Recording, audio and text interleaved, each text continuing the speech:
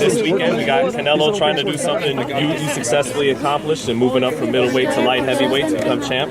What is great. Yeah, I'm just gonna go with it. Yeah, what are the keys to him? What has he got? What are the keys to him pulling this out Saturday night? Well, they worked on that through camp, 8+ weeks, with a really knowledgeable corner as teachers, more than trainers. But you know, the titles are the titles, and he must represent not only the title that he holds at middleweight, but he has to represent. I'm talking about as far as fanfare. He has to represent chasing history, and that's key, because I think that he has to be the same, but he has to be very, very, very strategic, and also first. To be first in that fight is important. Canelo must be first, and to be first, he has to always have Sergey looking for his rhythm and his big punch. If he can avoid that, that is Canelo, avoid that early to be able to take him into the middle rounds, and a little later, like the 6th and 7th, that will establish whether he can continue to press or continue to do what he's been doing for the last, I guess, 4 or 5 fights, is use his good offense, his good defense as a good offense. And that's one thing that people don't give, I feel, credit enough on Canelo's defense. Canelo doesn't sacrifice his physical being to prove a point, but he also is balanced out where going to get something, going into the line of fire, there's a chance you can feel some heat, not necessarily burnt, but that is always a possibility when you're fighting somebody on a level of Sergey Kovalev. Do you want him to go into that fire though and fight, keep his defense sharp? But do you want him? I think he can go into any fire as long as he got a water hose with him. What's the water hose in boxing? His skills, his skills, and the things they know that they prepare for going inside that building. You know, it's like running inside of a building that's on fire. Like, they got people that's trained around the world that know how to, if you know my analysis, that know how to navigate through those situations where it's dangerous. Same thing, not the same job, but the same concept, the same mental. Like, you going into that building. That building is a crusher. I mean, certain people got names that fit their personality / character, same thing. We all know that nobody debating that Sergey Kovalev fits the name that he got as the executioner, the crusher. I think that speaks very profoundly. It's what it is. If you make a mistake, not even a serious mistake, you can get crushed. Bernard, what did you think of his last fight against Yard? Heart, determined, and experience to be able to find a way to actually get the knockout. Late. Do you think that type of battle actually is going to help him in this fight? Then you're comparing with the guy that Sergey fought. Exactly. Like, you can't compare him to. So it won't be that type of fight on either side, win or loss, or draw, because there are 2 levels of fighters that I think is on just about the same level of talent, the same level of experience, giving the edge to Sergey, based on championship fights and being in that weight class for all his career as a pro, I believe, and also being at the top level. Do you think if Sergey lands that crusher, that right hand, he can? If he hit that with anybody, he's gonna get their attention. I mean, it just comes with the danger of being in there with a guy like that. I mean, I remember the era, not my era, but the era before me, is John the Beast Mugambi, who was a really strong puncher in the middleweight division, and even in the light heavyweight division. Marvin Johnson, guys like that. You know, I mean, they can hit you one time and whack it out. But this fight is very exciting and dangerous. This fight is more dangerous than Canelo, than Sergey Kovalev.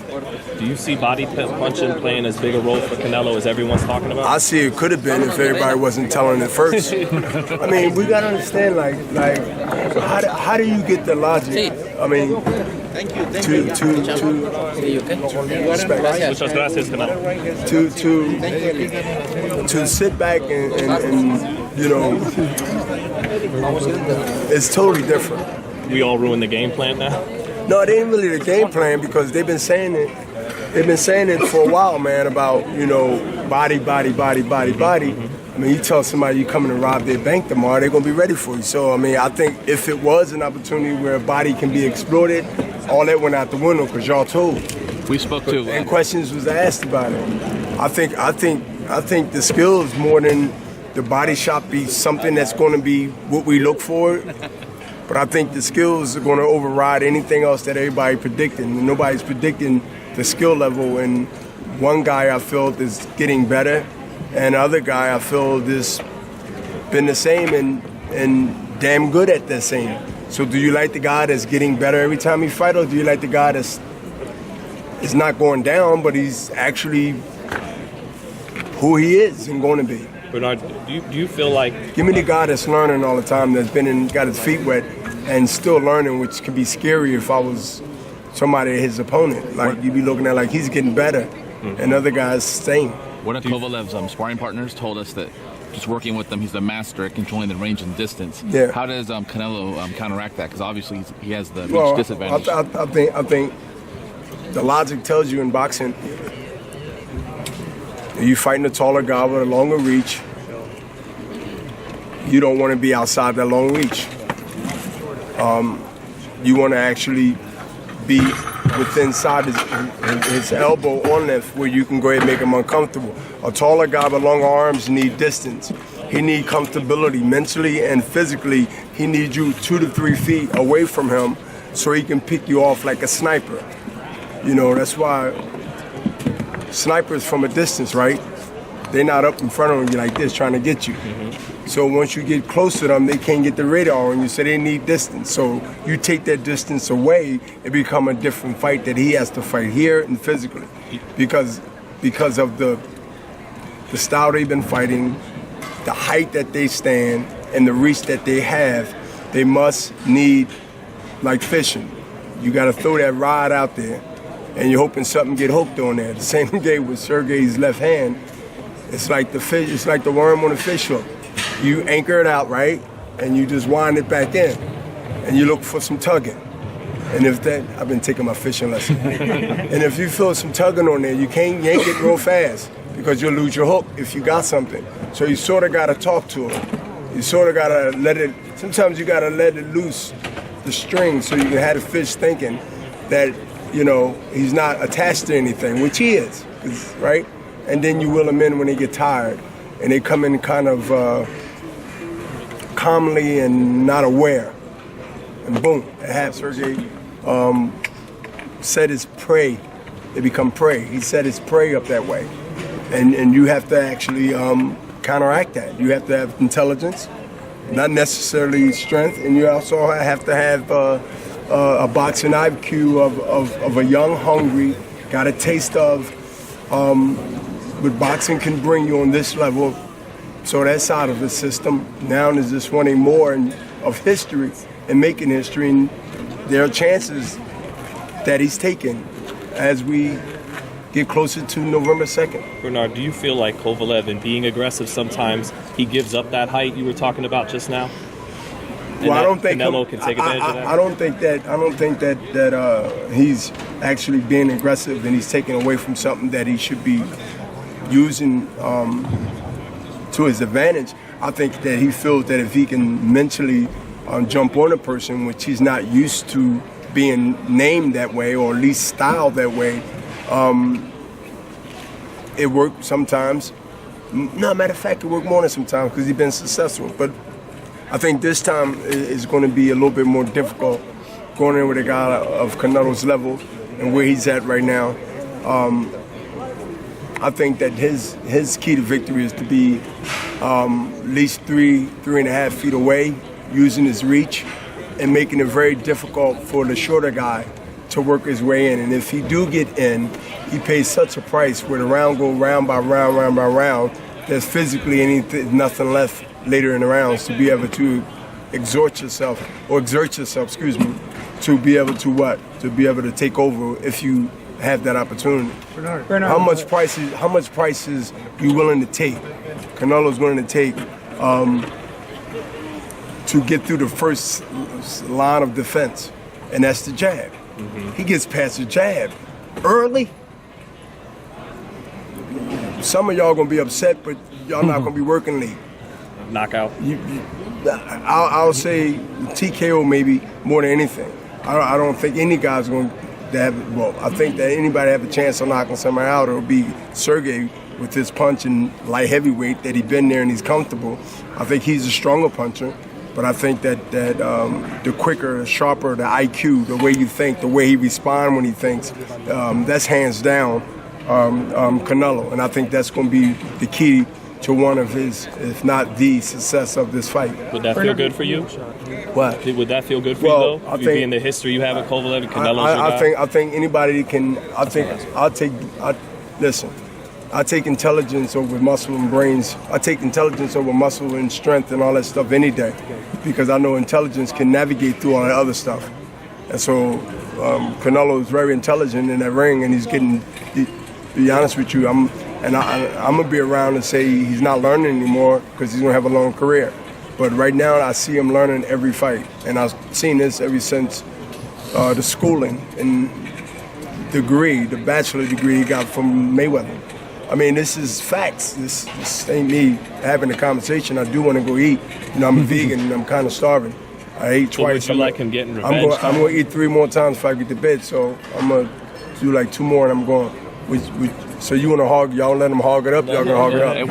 Have you given any advice to Canelo about your experience with Tarver? Have you given him any advice? Well, I'm glad you said that about Tarver, because I felt that somebody was going to say something about that.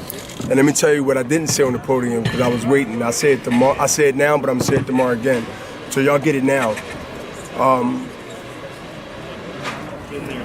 This fight is about the light heavyweight division, but it's a history before this fight, and it was mentioned, right? About other people that accomplished. Only 3 of us, right? He'd be the 4th, right? But one thing might have got not even mentioned or lost in the conversation is that I ain't want to bring it up, but I bring it up some other time, which is now. Buddy McGirt is going to be on 2 sides of history. He's going to be on the side of history. When I beat Antonio Tarver, he was the trainer of Antonio Tarver. See, I could have dropped the mic and left off there early, but I do like to talk and like to have fun. So he's on the second history. So even the trainer, right? Because I didn't want to give y'all too much laughs. I got to stretch it out. We're here for another, 4 days? Or at least I am. So, or 5. So, Buddy McGirt will be on history too. So it's a lot of history being made November 2nd on DAZN, promoted by us. What? Buddy McGirt been on 2 historic moments. When the middleweight went right to heavyweight, right, and he lost both matches.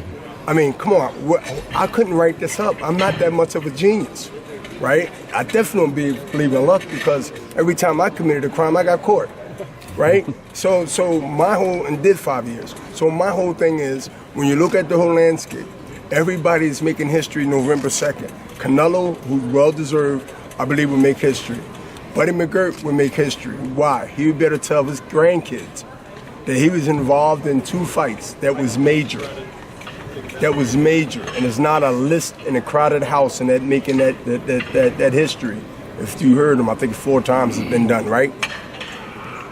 Where he was on a losing end of a middleweight, 160, really a junior middleweight. If you look at what Canelo started, anybody can correct me at any time. To light heavyweight, I mean, when I hear that, I think of Armstrong. You know what I mean? I was thinking him. You remember that? I think of the lightweight that went up, 6, 7 weight classes. So. All right, thanks, Bernard. All right.